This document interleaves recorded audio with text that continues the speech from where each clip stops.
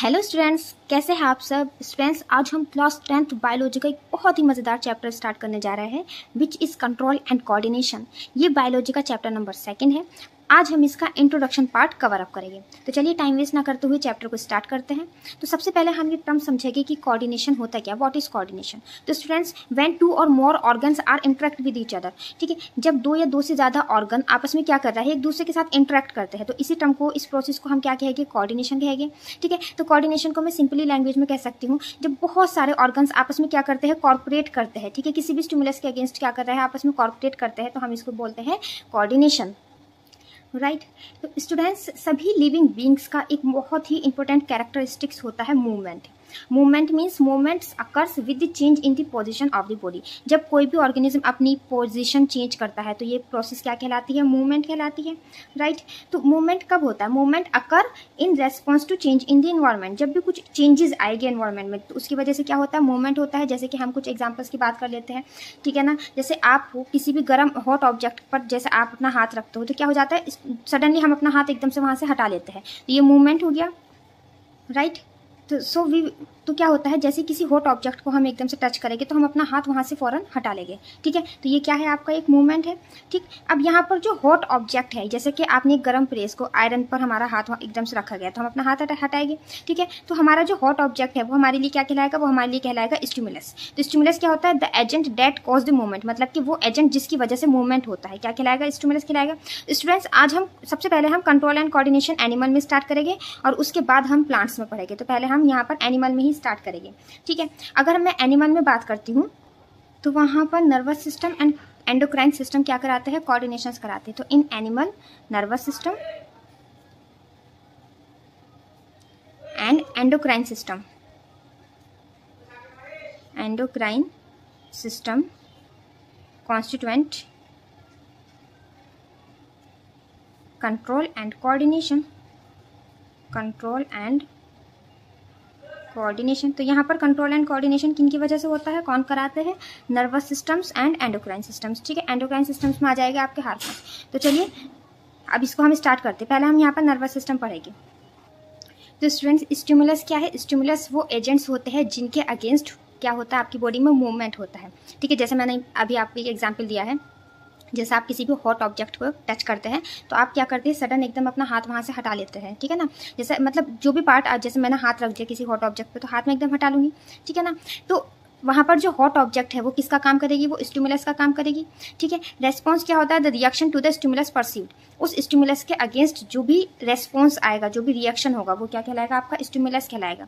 अब जैसे कि मान लीजिए मैं अपना हाथ किसी कॉकरोच पर रख देती हूँ, ठीक है ना, अब क्या हो सकता है, अब कई तरह के रेस्पॉन्स वहाँ से आ सकता है। अगर मैं कॉकरोच से डरती हूँ, ठीक है ना, आप कॉकरोच से डरते हो तो आप क्या करेंगे, आप अपना हाथ वहाँ से फौरन हटा लेंगे, तो कॉकरोच आपके लिए क्या हो जाएगा, स्टिमुलस हो जाएगा। और रेस्पॉन्स क्या आएगा, रेस्पॉन्स ये आएगा कि आप विड्रॉ देयर हैंड, ठीक है ना, आप वहाँ से अपना हाथ हटा लेंगे। लेकिन ऐसा भी तो हो सकता है कि आप कॉकरोच से ना डरते हो तो आप क्या करेंगे, उसको मार देंगे। ठीक है ना, तो रेस्पॉन्स दूसरा आ जाएगा, रेस्पॉन्स चेंज हो जाएगा। तो अब यहाँ पर आपकी बॉडी को कौन कंट्रोल कर रहा है, ठीक है ना, ये सब चीज़ें तो हमें देखनी है। या ये भी हो सकता है कि आप उस कॉकरोच को मार दें, ये भी हो सकता है कि आप वहाँ से अपना हाथ हटा लें। ठीक है, तो ये सारी चीज़ें जो कंट्रोल हो रही है हमारी बॉडी में, यानी कि हमारा जो भी मूवमेंट हो रहा है उन सब चीज़ों को कौन कंट्रोल करता है, यही हमें इस चैप्टर के अंदर पढ़ना है। ठीक है, तो आपकी बॉडी में ये सब चीज़ें कौन करता है। अगर हम एनिमल की बात करते हैं तो एनिमल में क्या आ जाता है, आपकी हमारी बॉडी में जो भी मूवमेंट कंट्रोल चलता है वो नर्वस सिस्टम्स या फिर एंडोक्राइन सिस्टम्स की वजह से होता है। तो पहले हम क्या पढ़ेंगे, नर्वस सिस्टम पढ़ेंगे, बाद में हम एंडोक्राइन सिस्टम पढ़ेंगे। ठीक है, अगर मैं बात करूँ नर्वस सिस्टम की, ठीक है, तो नर्वस सिस्टम को हम 2 पार्ट में यहाँ पे डिफ्रेंशिएट कर देते हैं। एक आ जाता है आपका सेंट्रल नर्वस सिस्टम और दूसरा आता है पेरिफेरल नर्वस सिस्टम। ठीक, सेंट्रल नर्वस सिस्टम के अंदर क्या क्या चीज़ आती है, सेंट्रल नर्वस सिस्टम के अंदर हम पढ़ते हैं brain and spinal cord, brain and spinal cord. ठीक है ना, हर एक चीज़ स्टेप बाय स्टेप पढ़ेगी, बहुत अच्छे से समझ में आएगी, बस आप रेगुलरली बने रहिए। ठीक है, पेरिफेरल नर्वस सिस्टम्स में आती है नर्व्स।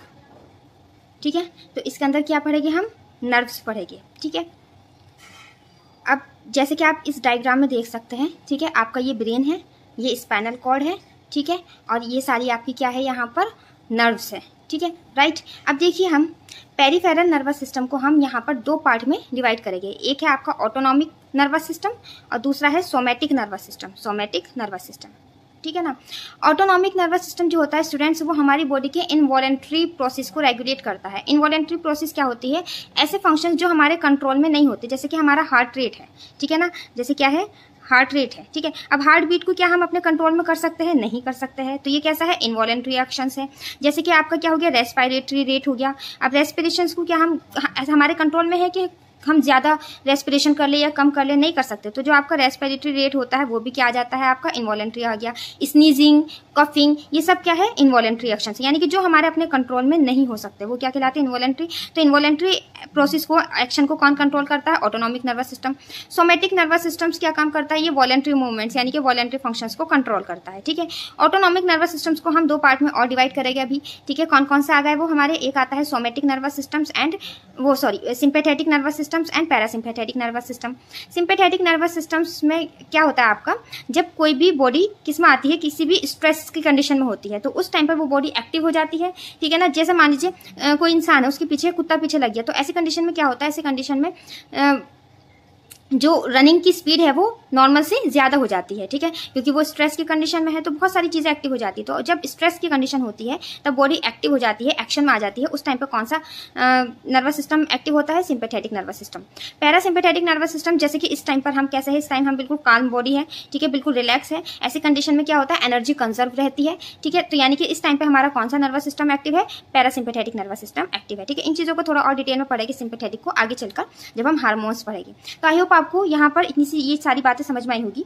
अभी फिलहाल मैंने ज्यादा चीजें नहीं बताई है, आज हमारा इंट्रोडक्शन लेक्चर था, ठीक है। मैंने सिर्फ इतनी चीज बताई है कि आप एनिमल्स की बॉडी में कंट्रोल और कोऑर्डिनेशन किन की वजह से होता है, कौन कंट्रोल करता है? नर्वस सिस्टम और एंडोक्राइन सिस्टम, ठीक है। अभी हमने सिर्फ नर्वस सिस्टम का कुछ फ्लो चार्ट पढ़ा है, अब हम line by line, step by step ये सब चीजें पढ़ेंगे। ब्रेन पढ़ेंगे, स्पाइनल कॉर्ड्स पढ़ेंगे, नर्व्स पढ़ेंगे, सब चीजें हम स्टेप बाय स्टेप पढ़ेंगे, ठीक है। अब चलिए मिलते हैं हम नेक्स्ट वीडियो में।